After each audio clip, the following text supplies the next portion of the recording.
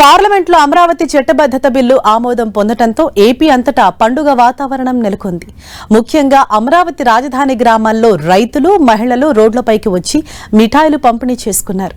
బాణాసంచా కాలుస్తూ ఒకరికొకరు శుభాకాంక్షలు చెప్పుకున్నారు. విజయనగరం జిల్లాలో కూటమి శ్రేణులు సంబరాలు నిర్వహించారు.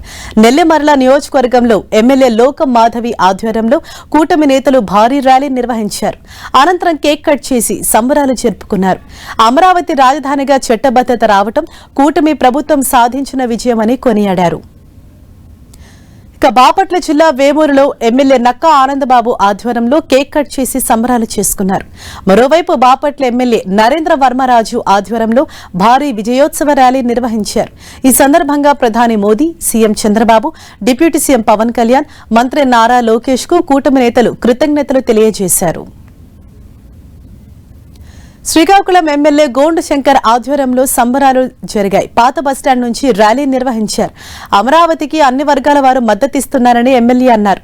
ఇక తాడిపత్రిలోనూ సంబరాలు జోరుగా జరిగాయి. గాంధీ విగ్రహానికి పూలమాల వేసి కేక్ కట్ చేసి సంబరాలు చేసుకున్నారు ఎమ్మెల్యే, జేసీ అభిమానులు.